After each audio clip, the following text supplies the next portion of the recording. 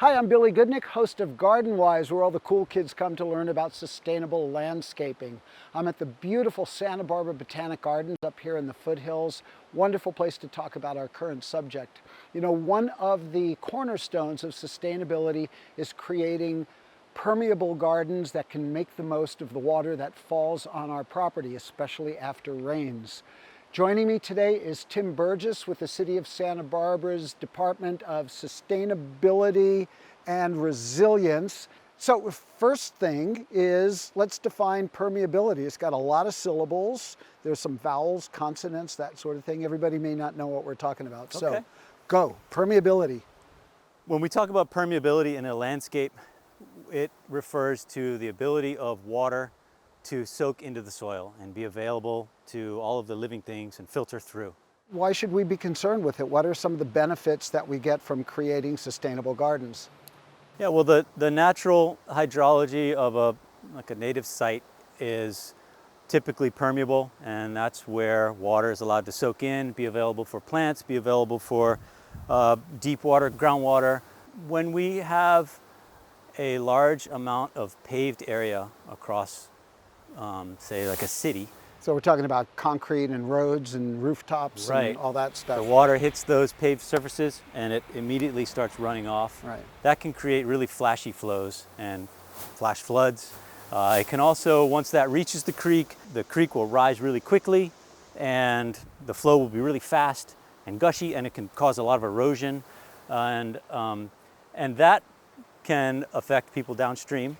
Now, isn't there, I mean, there's a lot, it's not just pure water that's running off the site either. So you think about parking lots and things like that. What else do we worry about when we don't control that water running out?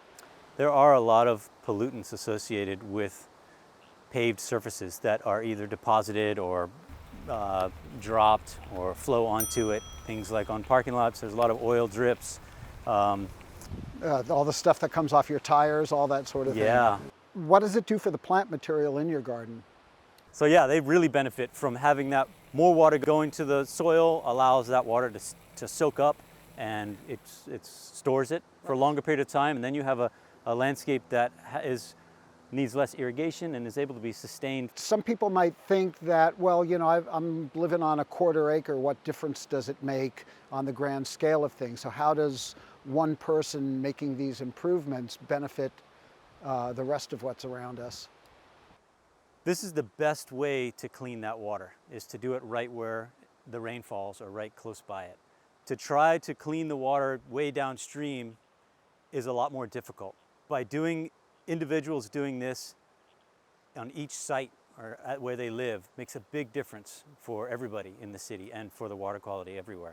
So even little bits, things that we can do, are going to accumulate and make for a greater benefit all the way around. What are just a few simple examples of things people can do on their properties? What are water management or rainwater management techniques? Yeah, I guess the first thing you would look at is, what are all my impermeable areas, and do you need all of those as impermeable? Maybe there's some areas where you can remove them, turn them into permeable surfaces. And then also in the landscape areas, to be able to make something retain water better, you might make it more concave. You might allow that water to give it time to soak in.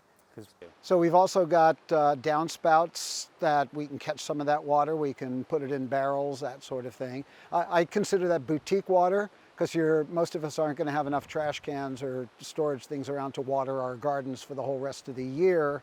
But I like using it for the veggie gardens, for house plants, that sort of thing, because it's like your Perrier of landscape water. Yeah, that's what I do too. And yeah, you're right, because we don't get rain for a long time during the summer. What about pathways? They're often just concrete or that sort of thing. Are there alternatives? The most beneficial is a natural landscape that's planted. But if there's area that gets walked on a lot, it gets worn out, and you want to put pavers, consider not paving the entire thing. Leaving gaps like between flagstones. Exactly, yeah. Or maybe just putting gravel down or mulch down. There are permeable pavers designed to be permeable. They have gaps in between them. And below those permeable pavers, there is a reservoir of where the water can collect, and that's filled with rocks, and the spaces between the rocks is where the water can collect and give it time to soak into the ground.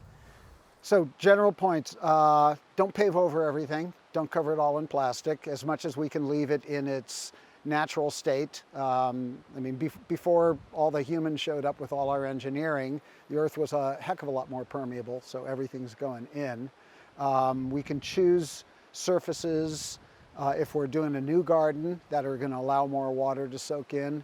And if you've got existing impermeable areas, there's ways of opening them up or trading them out for something else. Yeah, and even in a natural area, I would avoid using geotextile fabric.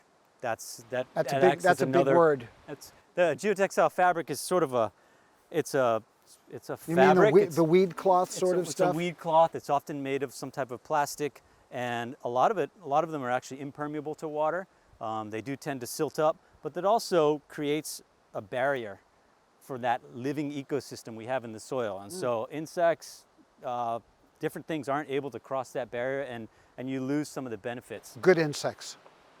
The good insects, which is the majority of them. Everybody thinks of insects as garden pests, but yeah, when you create a natural balance and all the good guys are there, they're eating the bad guys. So we just want to exactly. Yeah, keep that it's natural. a whole ecosystem. It's a whole biome down there. So a lot of different animals live in that soil. That from the animals and living things, fungi, microorganisms, invertebrates, vertebrates, and plants. They've told me before I'm a fun guy too. There you go. This is great stuff. You've filled my head. I've wrung out yours pretty well. I hope people have gotten something out of it. We got a lot of material here. For more information about this, there's plenty of websites. We'll put them up on the screen that you can check into. I just want to thank you for being here. Thanks, Billy. Thanks.